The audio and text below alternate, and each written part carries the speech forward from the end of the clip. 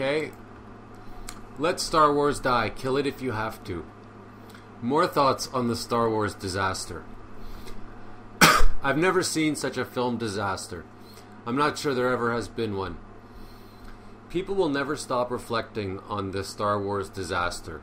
It will be a cautionary tale to producers and directors for the next century to come. So here's my brief synopsis on what I think has happened and continues to happen. And I'll have more brief synopses, but for now, I'll be talking about this for the rest of my life. As I say, that people are going to be talking about this for the next 100 years. Looking back to Episode 7, The Force Awakens, there are so many plot holes. It's not just The Last Jedi.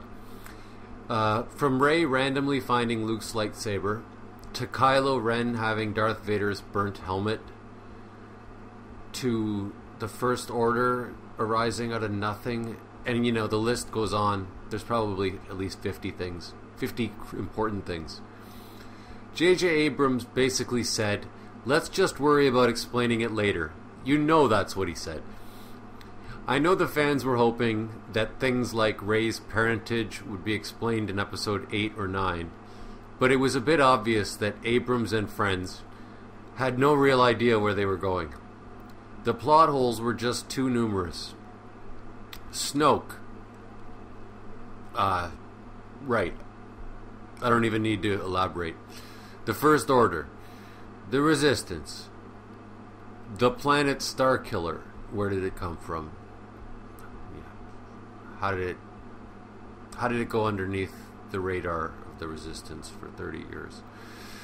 R2 being dormant. R2 having a map and then a part of a map. All these questions, right? Don't worry about it. We'll explain it later. Han Solo abandoning everybody. Don't worry. We'll explain that. It's a story for another time. I think that sums it all up. That sums up Episode 7. It's a story for another time. Oh, that's a good story for another time. Though Episode 7 was a copy and plagiarism, Abrams did capture the feel of Star Wars. The magic. The feeling like things were heading in a definite direction. But I think that's Abrams' specialty. I never watched Lost, but that's what everybody goes on about. Making false promises at the expense, getting all the hype, building it all up at the expense of cohesiveness and real direction. He's a lot like Stephen King, right? Where he starts very strong, and then it all goes to shit.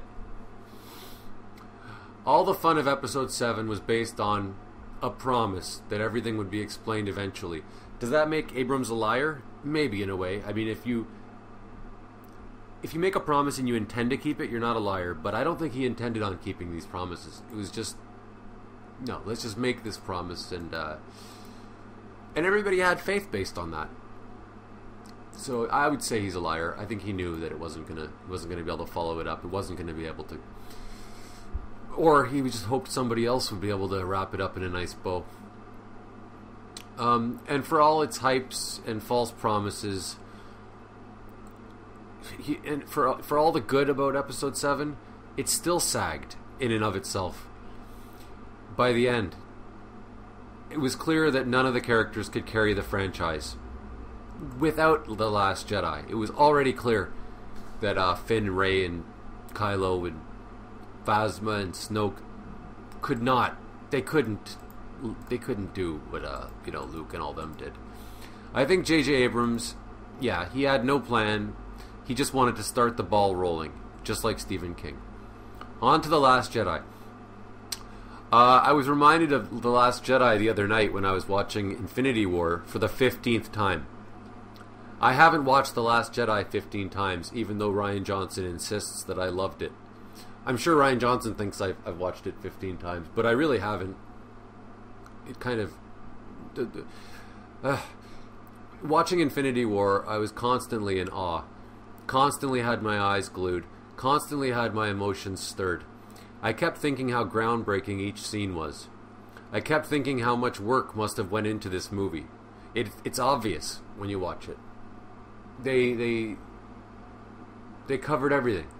there were no plot holes, and even the ones that there were, at that point, they were so small.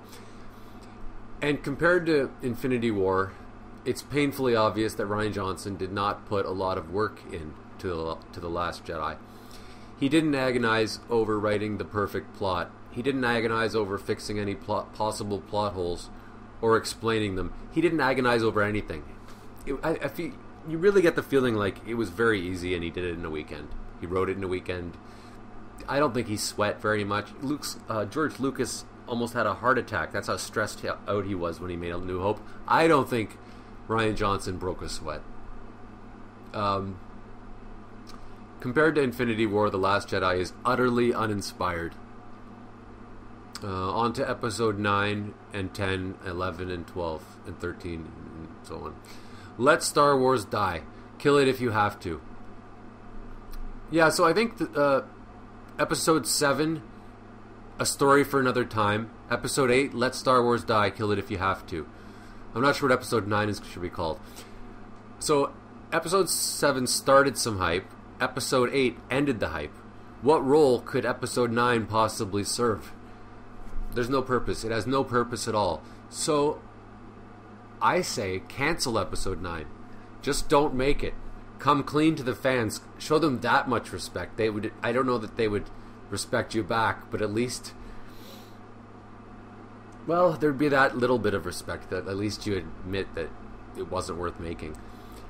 You finished Han, Luke, and Leia's arcs. So what's left of the story? Episode 8 gave us an ending. Maybe not a good one, but a pretty complete ending. It's sad, funny, and scary that Abrams and friends wanted to open up the franchise so that we could have episode 10 to a million, but had no idea how to do it. They didn't even stop to think how it would work to have episode 10, 11, and 12. If the Skywalker story's over, then how do episodes 10, 11, and 12 make any sense? How do you keep a story going perpetually? Many TV shows have tried to keep their stories going perpetually, and they always turn to shit at the end. Name one. That's why they end. So, basically they said, let's just make episode 7 and worry about the rest later. And now that they're faced with episode 9, I think they're realizing how hard it's going to be. They burnt everything on hype with episode 7, and now they got to answer for what they did. They made all these promises, and now, well, let's see you answer them. And I knew this was going to happen when I saw episode 7, but whatever. In film, they say that the more pre-production you do, the easier production is. And the more production you do, the less post-production, the easier post-production is.